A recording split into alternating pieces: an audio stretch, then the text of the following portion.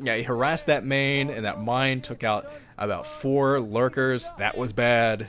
Very bad for Crazy-Hydra. But luckily, he still has the Defilers ready to go and defend this base.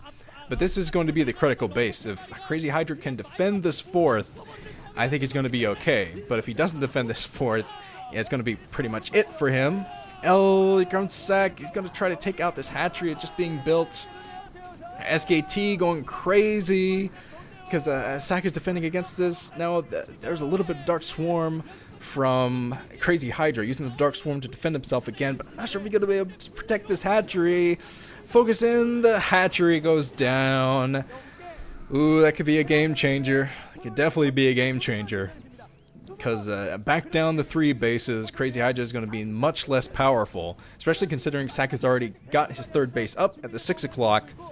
Got the 6 o'clock running already, and there's the 4th being rebuilt. Hatchery being rebuilt at the 8 o'clock natural expansion.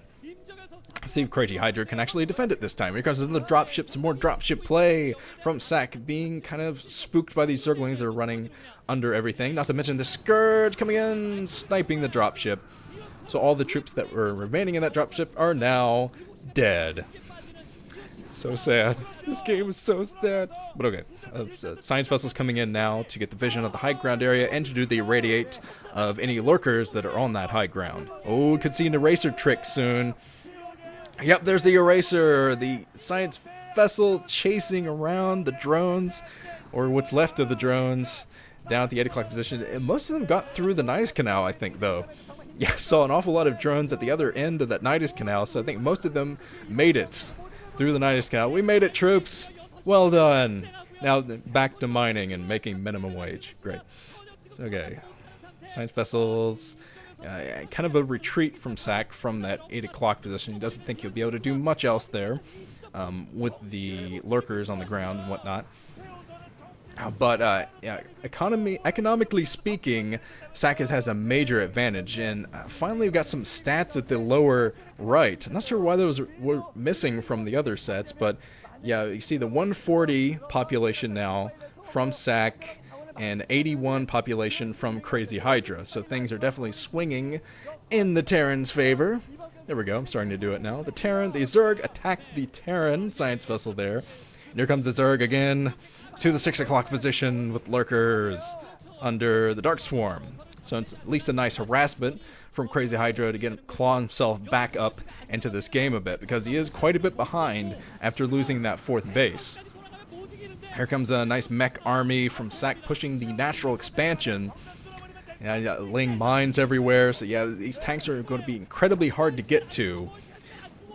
Now, okay, the Defiler might be squashed soon by the tank splash damage. So I think that Defiler is definitely in danger. Comes some Scourge to take out one of the science vessels. Gets one down to yellow. Only one more Scourge will be needed to take down that 2nd science vessel, but at least he took down the one. 3 Dark Swarm that I saw on the way to that natural expansion, so I think the Ssak might have to back off here. No, he's still pushing forward. Still pushing his way forward. He loses the other science vessel to the Scourge, and he's lost about half of his troops here. So, yeah, I think it's time to retreat from this natural. Of course, he's probably not going to do that. Probably going to try to be as aggressive as possible. Finally, the lurker is taken care of at the 6 o'clock position, so he can go back to mining at the critical 3rd base. He's already starting his 4th at the 3 o'clock. Starting that 4th base and getting that going. Let's see what Crazy-Hydra is up to. He's going to keep on the harassment. This is exactly what he needs to do to get back in this game. This is very smart from Crazy-Hydra. Keeping on the harassment, making sure that Ssak can't get back to mining, at least not comfortably mining. Keep him running around and guessing. I saw a Valkyrie, actually.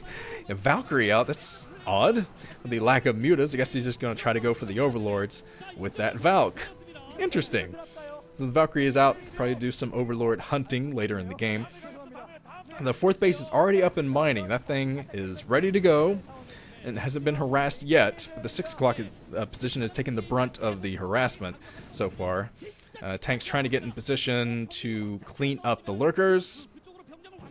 But a bit of a vulture harassment at the top. Just that one single vulture, though, so not a huge threat. Yeah, that's the 4th base up now for Crazy-Hydra. And he's rebuilding the natural expansion again at the 8 o'clock position, so he will have 5 bases if he defends all of this. So far, he's doing a great job staying toe-to-toe in this game with Ssak. I'm actually kind of impressed. Ssak hasn't steamrolled him yet, but here come more Zerglings. It's going to be another Mind Drag, I think, into those Zerglings.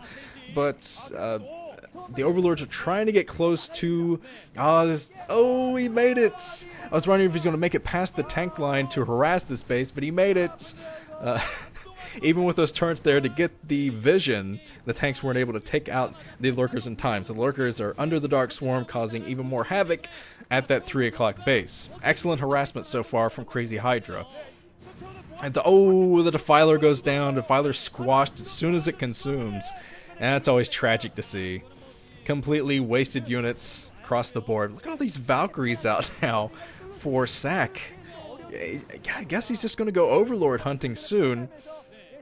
There's some the Hydras are joining the the Zerglings now. There's a nice plague on top of at least two of the tanks on that area as Ssak is trying to destroy everything at the 12 o'clock position. He killed an awful lot of drones. A lot of drones went down. But so far, I've been very impressed by Crazy-Hydra's macro. He's staying at these 5 bases, even though that one is harassed at the 12 o'clock. Hey, at least he's keeping them coming up. I've seen a lot of ZVTs that Zerg player will kind of crumble once they lose one of their bases. Start to go downhill very quick.